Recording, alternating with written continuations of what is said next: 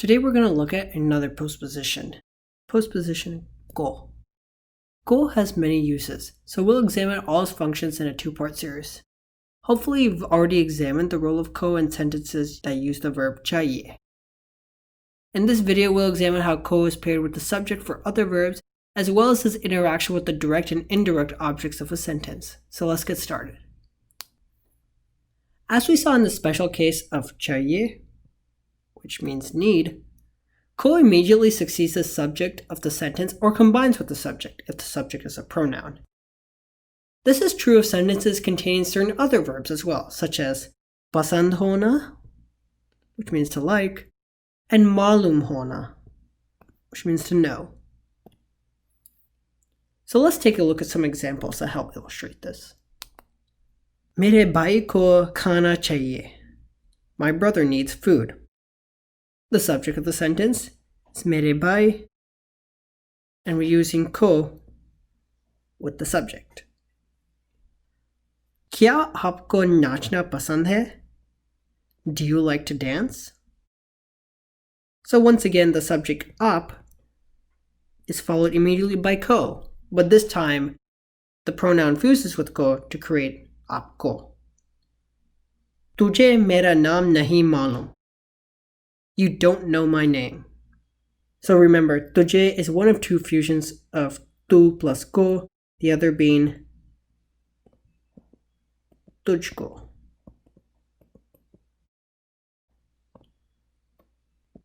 The placement of the negative nahi follows the same rules as negating the habitual tense sentence. So we put it before the verb, and we can choose to eliminate the conjugation of hona for those verbs that do require a conjugation of hona, like pasand hona or malum hona. For pasand hona and malum hona in particular, the conjugation of hona agrees with the direct object, and in the next slide we'll review what a direct object is. This is because the subject of the sentence is in a postpositional phrase, and therefore cannot determine the conjugation of hona. So recall that ko is a postposition, and because the subject is paired with ko, the subject is in a postpositional phrase. So here's a postpositional phrase here.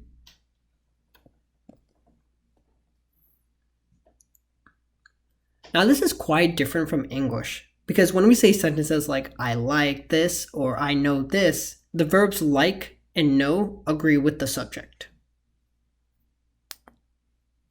The second use of ko is that it succeeds the direct object in certain sentences. Recall from English grammar that the direct object is the noun receiving an action. So a way to help determine the direct object of a particular sentence is to ask the question, action what/who? So to help illustrate this method, let's consider the following example. I gave the book. Well, the action is gave, so gave what? Gave the book. So the book would be the direct object in this example. While ko succeeds the direct object, or fuses with it if the direct object is a pronoun, it only does so if the direct object is a specific individual. If the direct object is human but not a particular individual, ko isn't necessarily used. This is also true if the direct object is inanimate. However, in such cases, ko may be used for emphasis. So let's take a look at these examples.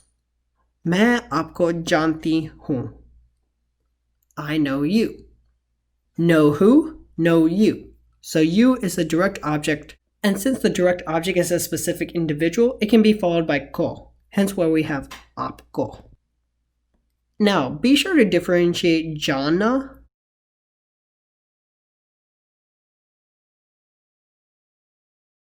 from malum.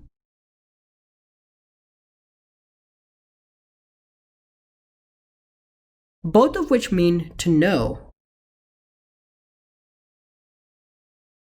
or I guess malum hona.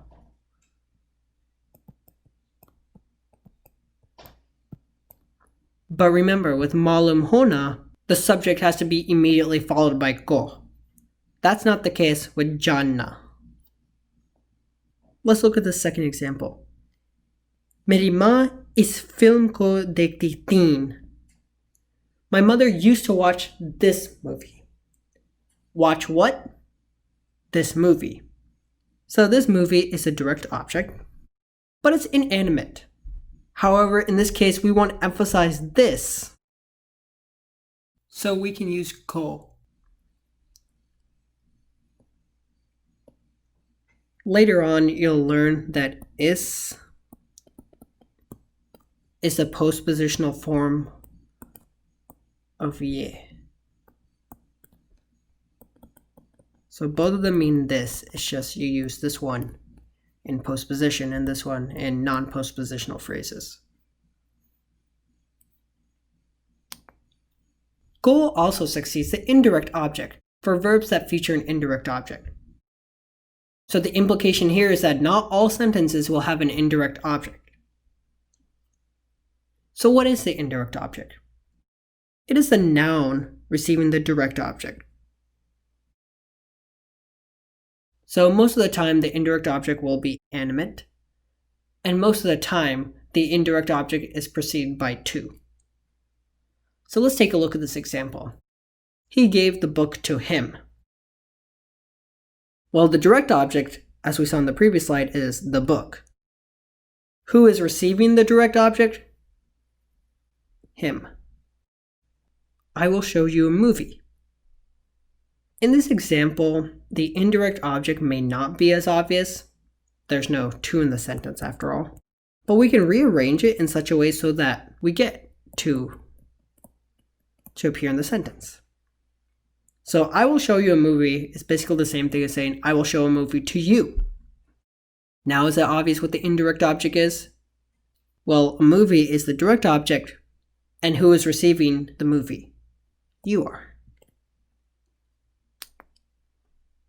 In Hindi, ko succeeds the indirect object of a sentence that features an indirect object.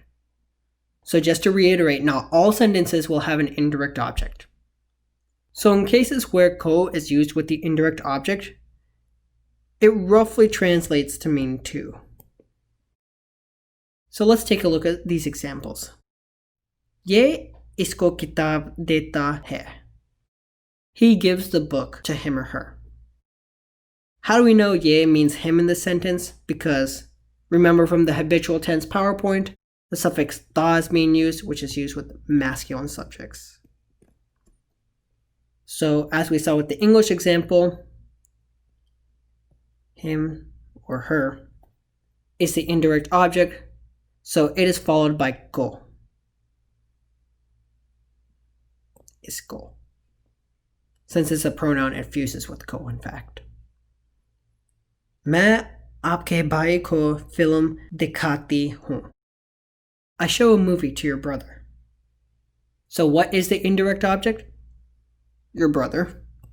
And so in the Hindi sentence, it is followed by ko. Aapke bhai ko. Before we start practicing with ko, remember that it is a postposition.